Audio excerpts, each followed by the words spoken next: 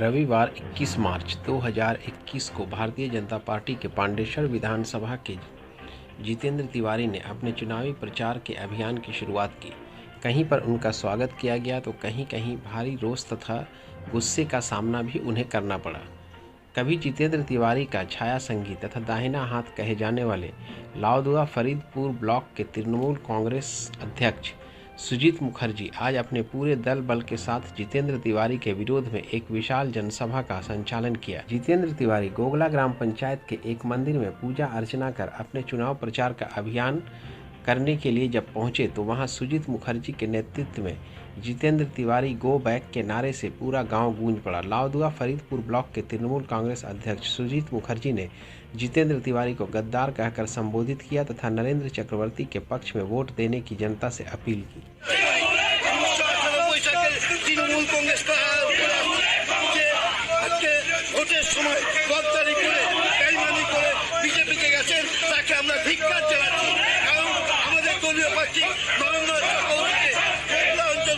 বিপুল ভোটে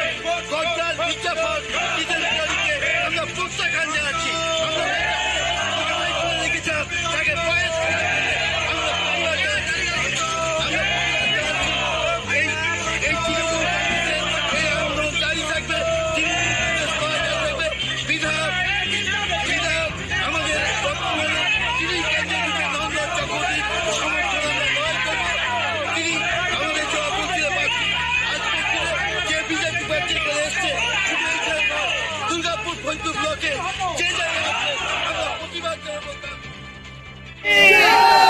भारत माता के जय जय श्री राम, जय श्री राम।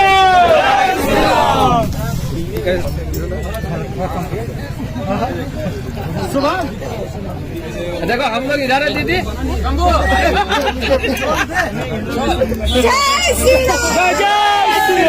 पीछे बारी आएंगे ना भैया लोग, आप लोग पीछे प्लीज बारी आएंगे।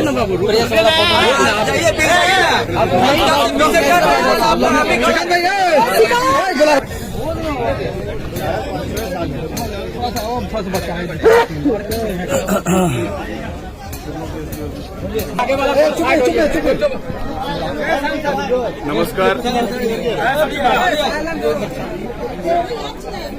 भारतीय जनता पार्टी परिवार के सारे नेताओं को, सारे कार्यकर्ताओं के प्रति मैं बहुत बहुत आभार व्यक्त करता हूं कि तृणमूल कांग्रेस से आने के बावजूद आप लोगों ने मुझे अपने परिवार का सदस्य बनाया। और कहीं न कहीं जब मुझे लगने लगा था कि पांडेसर के लोगों से मुझे दूर होना पड़ेगा, 5 साल तक यहां विधायक के रूप में काम करने के बाद यहां के लोगों से जो संबंध बन गया था, सारे लोगों के घर में आना जाना, सारे लोगों से बात करना, कहीं न कहीं लग रहा था कि शायद मुझे इससे दूर कर दिया जाएगा। लेकिन प्रधानमंत्री नरेंद्र मोदी जी के नेतृत्व में, अमित शाह जी के नेतृत्व में, जेपी नड्डा जी के नेतृत्व में, माननीय दिलीप घोष जी के नेतृत्व में मुझे फिर से पांडेसर में मेरा जो बड़ा परिवार बना है उसी परिवार के साथ रहने का मौका भारतीय जनता पार्टी ने दिया। इसके लिए मैं भारतीय जनता पार्टी परिवार के प्रति और उनके जो सारे नेता हैं, सारे नेताओं के प्रति बहुत बहुत कृतज्ञता व्यक्त करता हूँ।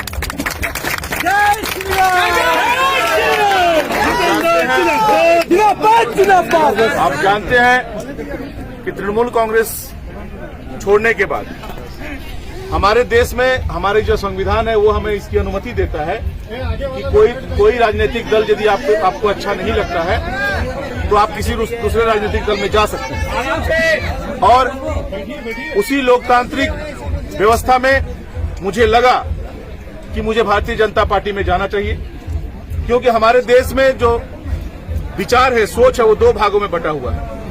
एक है भारतीय जनता पार्टी के साथ वो विचार जो हमें भारत माता के साथ जोड़ता है, देश के साथ जोड़ता है, हमें अपने धर्म के साथ जोड़ता है। और दूसरी ऐसी विचारधारा है जो बांग्लादेश में जो जिहादी हैं उनके साथ बंगाल को जोड़ता है। मेरे पास नहीं, सारे भारतवासियों के पास, सारे बंगाल के लोगों के पास 2 ऑप्शन है। चाहे आप भारतीय जनता पार्टी का साथ देकर भारत माता के साथ रहिए या फिर तृणमूल कांग्रेस का साथ देकर बांग्लादेशी खालिदा जिया के साथ रहिए, और कोई रास्ता आपके पास। ऐसी परिस्थिति में मैंने निर्णय लिया कि मुझे अपने भारत माता के संतान के रूप में ही रहना है। और जब मैंने तृणमूल कांग्रेस छोड़ा तो आज जिनको तृणमूल कांग्रेस ने अपना प्रत्याशी बनाया है, मेरे ऑफिस में घुस गए, एमएलए का जो ऑफिस, वहां तोड़ फोड़ किया गया। वहां के कुर्सी पर बैठे लोग वहां पर कुर्सी पर बैठ कर बहुत मुड़ी खाए। भविष्य में उनको मुड़ी खिलाएंगे हम, कोई बात नहीं है। एक तो बात मैं कहना चाह रहा था, वो ऑफिस कोई पार्टी ऑफिस नहीं था, वो एमएलए ऑफिस था, क्योंकि पार्टी ऑफिस में दूसरे पार्टी के लोग नहीं आ सकते। इसलिए मैंने एमएलए ऑफिस बनाया था कि यहाँ पर बीजेपी, सीपीएम, कांग्रेस, सारे लोग, मैं एमएलए तो सारे लोग एमएलए हूँ, सारे लोग वहां पर आ सकते। किसी की लड़की की शादी होती थी, कोई वहां आता था, मैं सहायता करता था। किसी कोई अस्वस्थ होता था, वहां आता था ट्रीटमेंट के लिए, मैं सहायता करता था। कोई किसी सर्टिफिकेट के लिए आता था, मैं उनकी सहायता करता था। वो ऑफिस मुझसे छीन लिया गया। छीन लिया कोई बात नहीं, 2 महीने से वो ऑफिस आप लोगों के कब्जे में है। जिन लोगों ने वो ऑफिस छीना, मैं उनसे पूछना चाहता हूँ, 2 महीने से उस ऑफिस से किसी भी गरीब आदमी को कोई सहायता आपने की है? बिल्कुल नहीं। मेरे कुर्सी में बैठने का जब शौक है, तो मेरे जैसे मन रखने का भी शौक रखो। खाली कुर्सी में बैठने का शौक रखो। और यहाँ पर भी एक दो नेता है, आपके खोटा डेमी में एक दो नेता है, जाकर एमएलए का कुर्सी में बैठकर फोटो खिंचवाता है, बहुत खुश होता है। वो सोचता है कि मुझे ये मालूम नहीं है, मुझे सब कुछ मालूम है कि कौन कहाँ फोटो खिंचवा रहा है। आने वाले दिन में मैं किसी का कल्याण नहीं चाहता, मैं चाहता हूं सब कोई सुख शांति से रहे, लेकिन जबरदस्ती कोई अपना जिंदगी में विपद टान के लिए आए तो हम क्या कर सकते हैं? इसलिए मैं फिर सारे लोगों को परामर्श देता हूं, लोकतांत्रिक व्यवस्था है, हर पार्टी अपनी बात करे, हम लोग अपनी बात करेंगे, तृणमूल अपनी बात करे, सीपीएम अपनी बात करे। जनता को जो अच्छा लगेगा, जनता जिसे उचित समझेगी उसे जिताएगी, इसमें कोई आपत्ति नहीं।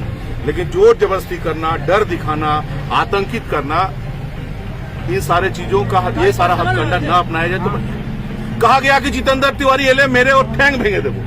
हम चुप थे कि भाई मेरा पैर तोड़ देंगे, कोई बात नहीं। लेकिन उसके बाद कहा गया कि जय श्री राम बोल पे तारो ठैंग भेंगे देवो। जब ये बात बोल दिया गया कि जय श्री राम बोल पे तार ठैंग भेंगे देवो, उसी का फल है कि सारा पांडेसरा जय श्री राम बोल रहा है। कार का ठैंग भांग में भागो देखिए। और हर पांडेसर, मैं आपसे निवेदन करूंगा, पांडेसर के हर घर से जय श्री राम का नारा उठना चाहिए। हम लोग देखना चाहते हैं उस अत्याचारी में इतनी ताकत है क्या? वो कौन सा अत्याचारी है जो जय श्री राम बोलने वालों का पैर तोड़ रहा है? हम लोग भी देखना चाहते हैं। जितना आप डराइएगा, जितना धमकाइएगा, जय श्री राम का नारा और जोर से गूंजेगा। जय श्री राम से हम लोगों को दूर कोई नहीं कर सकता। 5 साल हम थे एमएलए के रूप में, जब हम विधायक नहीं थे। सारे लोगों से पूछना चाहता हूं, हर हफ्ता में बम गोली चलता था कि नहीं पांडेसर में? आज यहाँ पर बम चला, कल वहां गोली चला, कल वहां बम चला। 5 साल हम भी एमएलए थे। एक आदमी कोई दिखाए कोई बम गोली चलता था? पूरा 5 साल में शांति का वातावरण था। वही गुंडा, वही बदमाश लोग। लेकिन सारे लोगों को हम लोगों ने कहा था कि अब सोच छोड़ो, अपने परिवार के बारे में सोचो, अपने घर के बारे में सोचो, ये जिंदगी छोड़ दो। सारे लोग उससे अलग हट चुके थे। केवल 2 महीना में दूर हुआ हूँ। 2 महीना में देखिए पांडेसर ने फिर आतंक का माहौल बना दिया, फिर आतंक का माहौल बना दिया। लोगों को डराया जा रहा है, लोगों को धमकाया जा रहा है। आप किससे दोस्ती कीजिएगा? टीएमसी का नेता लोग नजर रखे हुए। किसके घर में जाइएगा? टीएमसी का नेता नजर रखे हुए। क्या खाइएगा? टीएमसी का नेता नजर रखे हुए। कैसे टीका लगाइएगा? टीएमसी का नेता नजर रखे हुए। क्यों भाई, तुम्हारी जिम्मेदारी है क्या? अपना कमाते हैं, अपना खाते हैं, तुम देते हो क्या? तो हम कैसे रहेंगे, ये मेरा निर्णय है। लेकिन एक फिर आतंक का माहौल बनाने का प्रयास किया जा रहा है। लेकिन मैं आपको विश्वास दिलाता हूँ, हम कुछ भी हो सकते हैं, लेकिन हम डरपोक तो नहीं है, कमजोर तो नहीं है। आप लोग हम चाहते हैं, प्रभु राम से हम प्रार्थना करेंगे कि जो लोग अन्याय अत्याचार कर रहे हैं उनका जीवन में भी सुख शांति दीजिए, उन लोगों को अच्छा बुद्धि दीजिए, जैसे गलत काम कम करें। क्योंकि पाप का घड़ा जितना बढ़ता जाएगा उतना सजा पाना होगा। हम चाहते हैं उन लोगों का पाप का घड़ा ना बढ़े। आज यहाँ मीटिंग कर रहे हैं बंगाल से, तृणमूल जिंदाबाद जिंदाबाद करो करो, हम लोग चल जाते उसके बाद करो ना, देखिए कितना। खाली जिंदाबाद करने से होगा? आदमी का 100 दिन में का काम में कमीशन लोगे। इंदिरा आवास का घर आएगा, उसमें पहले 10,000 रुपया ले लोगे।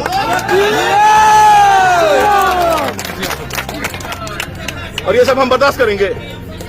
यही तो आपत्ति। सर 5,000 ने 20,000 करके 20,000 ले लिया। नौकरी लगाने के लिए 20,000 सर, नौकरी लगाने के लिए 20,000 पेच में, बाथरूम में सर 1,500 रुपया। सोचिए, और बदनामी किसको लेना पड़ता है? चूंकि एमएलए हम है तो बदनामी हमको लेना पड़ता है। तो क्यों रहेंगे इनके साथ? क्यों इनके साथ रहेंगे? क्यों इनका होकर काम करेंगे? अब ये मौका आया है आने वाले दिनों में 2 मई तक, और 1 में 1.5 महीने का समय है, 2 महीना तक। और हम लोग का आदमी में एक बड़ा खराब आदत है, वोट का दिन, वोट का पहले तक बहुत उत्साह रहता है, अब वोट का दिन उत्साह कम हो जाता है। ये जितना उत्साह दिखाना है वोट का दिन दिखाइए। घर कोई यदि गांव गया है उसको भी बुलाइए, कोई दिल्ली कमाने गया है उसको भी बुलाइए, कोई बॉम्बे गया है उसको बुलाइए। हर एक वोट बर्बाद नहीं होना, हर वोट हम लोग को पड़ना चाहिए जी सर। हर वोट नरेंद्र मोदी के साथ, हर वोट जय श्री राम के नाम पर, हर वोट देश के नाम पर, हर वोट भारत माता के नाम पर। भारत माता का झंडा ऊंचा होगा और बांग्लादेशी जिहादी जो लोग हैं उनका झंडा नीचा होगा। हमारे कभी हम लोगों ने सोचा था कि हमारे देश में, अपने देश में जय श्री राम कहने से लोग गुस्सा जाएंगे? अपने देश में जय श्री राम का नारा लगाएंगे तो लोग गाली देंगे? अपने देश में जय श्री राम का नारा लगाएंगे तो लोग बोलेंगे पैर तोड़ देंगे? क्यों भाई, क्यों भाई, क्यों आप पैर तोड़ देंगे? पैर तोड़ देंगे भैया, सीधे बोलता गोली मार देंगे। अब सोचिए, हमको मार पीट के हमको हॉस्पिटल में भर्ती करते। लेकिन मैं वही कहता हूं, केवल एक बात कहना चाहता हूं, तृणमूल कांग्रेस में जो लोग हैं, जो लोग ये गलत काम कर रहे हैं, मैं उनसे कहना चाहता हूं कि जो राम का नहीं वो किसी काम का नहीं। और भारतवर्ष में रहना होगा तो वंदे मातरम कहना है। भारतवर्ष में रह के पाकिस्तान जिंदाबाद का नारा लगाएंगे तो पाकिस्तान का ट्रेन का टिकट आपको पकड़ा।